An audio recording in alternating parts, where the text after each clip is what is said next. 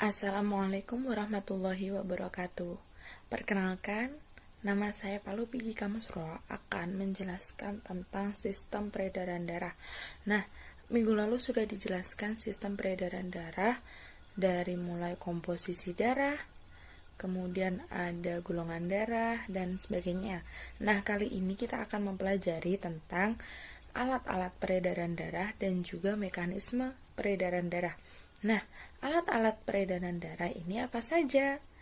Yang pertama, alat-alat peredaran darah yaitu jantung. Nah, jantung adalah organ yang berfungsi untuk memompa darah agar terus mengedarkan darah ke seluruh tubuh. Untuk besar jantung ini sebesar kepalan tangan orang dewasa. Nah, jantung ini memiliki 4 ruang, yaitu ventricle dextra atau bilik kanan, kemudian ventricle sinistra atau bilik kiri, kemudian ada anterium dextra atau serambi kanan, dan atrium sinistra atau serambi kiri. Nah, jantung adalah mesin bagi organ peredaran darah. Jantung memasok 4,7 liter darah per menit. Nah, pemompaan jantung teratur untuk memastikan darah sampai ke setiap bagian tubuh. Nah, jantung ini berdenyut 60-100 kali per menit. Nah, jantung terdiri atas otot jantung atau yang disebut dengan miokardium, yang bagian luarnya dilapisi oleh selaput yang disebut perikardium. Nah, yang terdiri dari atas 2 lapisan. Di antara 2 lapisan itu tadi ada cairan getah bening yang berfungsi untuk menahan gesekan. Nah, bagian dalam jantung dilapisi endokardium. Nah, di antara bilik kiri dan bilik kanan terdapat sekat yang disebut septum interventricularis. Di antara serambi kiri dan serambi kanan juga dipisahkan oleh sekat yang disebut septum antorium. Nah, sedangkan antara bilik dan serambi dipisahkan oleh sekat yang disebut septum anteroventricularis. Apa saja yang mempengaruhi denyut jantung? Nah, ini yang pertama ada usia. Nah, usia di sini juga mempengaruhi denyut jantung atau berdebarnya jantung. Kemudian ada aktivitas fisik. Nah, aktivitas fisik ini di sini misalkan seseorang yang tidak melakukan aktivitas fisik atau yang sedang bersantai, itu akan denyut jantungnya akan relatif santai atau relatif lambat daripada orang yang melakukan aktivitas. Kemudian ada tingkat kebugaran tubuh, suhu udara, kemudian ada emosi, posisi tubuh, dan konsumsi obat-obatan tertentu. Nah, ini kita sering banget menjumpai seseorang yang mengonsumsi obat-obat yang memiliki dosis tinggi, kemudian dia akan merasakan jantungnya terasa berdebar. Nah, selanjutnya adalah tensi darah. Nah, tensi darah adalah cara mengukur tekanan darah. Nah, tekanan darah adalah tekanan terhadap dinding dalam pembuluh darah sebagai akibat denyut jantung. Nah, alat yang digunakan untuk mengukur tekanan darah adalah sigmomanometer. Nah, selanjutnya adalah tensi darah. Nah, tensi darah adalah cara mengukur tekanan darah. Nah, tekanan darah adalah tekanan terhadap dinding dalam pembuluh darah sebagai akibat denyut jantung. Nah, alat yang digunakan untuk mengukur tekanan darah adalah sigmomanometer. Tekanan darah memiliki 2 nilai, yaitu tekanan sistol dan tekanan diastol. Nah, tekanan sistol adalah tekanan di dalam pembuluh darah yang terjadi saat bilik menguncup, sehingga darah dipompa ke seluruh tubuh. Nah, untuk tekanan diastol adalah tekanan di dalam pembuluh darah yang terjadi saat bilik mengembang maksimum. Nah, sehingga darah dari serambi masuk ke dalam bilik.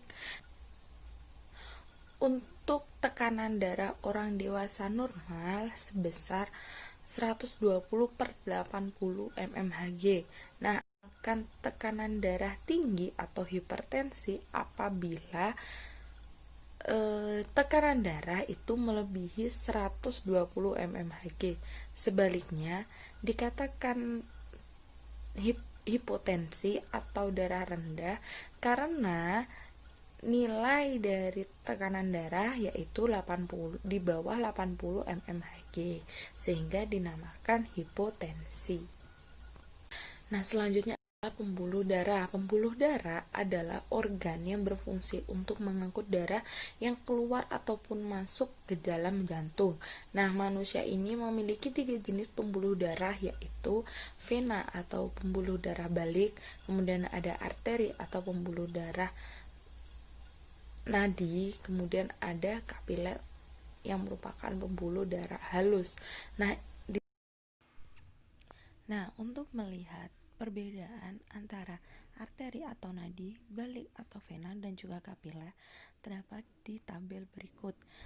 Terdapat fungsi. Nah, kalau nadi membawa darah akan kaya oksigen dari jantung menuju ke seluruh tubuh.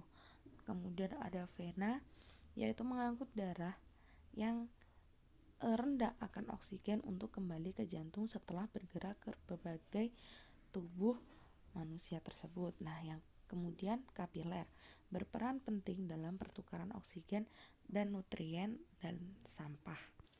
Kemudian dinding. Arteri atau nadi itu adalah tebal dan elastis, sedangkan balik atau vena itu tipis dan kurang elastis, sedangkan kapiler tipis tetapi permeabel.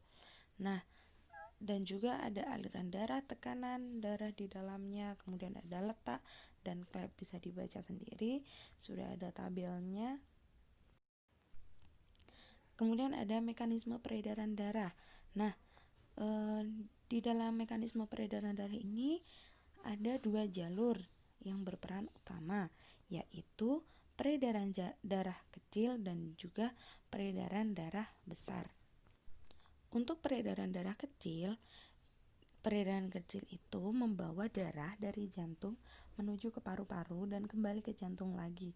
Nah, darah dari seluruh tubuh yang membawa banyak karbon dioksida masuk ke jantung melalui serambi kanan. Nah, darah diteruskan ke bilik kanan lalu dipompa menuju paru-paru melalui arteri pulmonalis. Nah, di dalam paru-paru, tepatnya pada kapiler pulmonalis dan alveolus akan terjadi pertukaran zat. Darah akan meninggalkan paru-paru menuju jantung melalui vena pulmonalis. Darah ini banyak mengandung banyak oksigen. Nah, darah dari paru-paru masuk ke jantung melalui serambi kiri. Nah, di situ sudah ada skema peredaran darah kecil dari serambi kiri menuju bilik kanan, menuju arteri pulmonalis, kemudian kapiler pulmonalis, kemudian ke vena pulmonalis, lalu kembali ke serambi kiri. Kemudian peredaran darah besar, yaitu peredaran darah besar membawa darah dari jantung menuju ke seluruh tubuh dan kembali ke jantung lagi. Nah, darah dari paru-paru masuk ke jantung pada bagian serambi kiri, lalu diteruskan ke bilik kiri. Nah, dari bilik kiri, darah akan dipompa ke seluruh tubuh melalui pembuluh nadi besar atau aorta. Nah, aorta akan bercabang-cabang menjadi arteri yang akan menyuplai darah ke seluruh tubuh. Nah, misalnya arteri kartoris menyuplai darah ke otak, kemudian arteri mesenterika menyuplai darah ke usus, dan arteri renalis menyuplai darah ke ginjal. Nah, kemudian dari seluruh bagian tubuh, darah akan kembali ke jantung melalui pembuluh balik yang ada pada masing-masing bagian tersebut. Nah, darah dari pembuluh balik ini kemudian menyatu pada vena cava atau vena yang besar dan masuk ke jantung melalui serambi kanan. Terima kasih atas perhatiannya. Kita bertemu di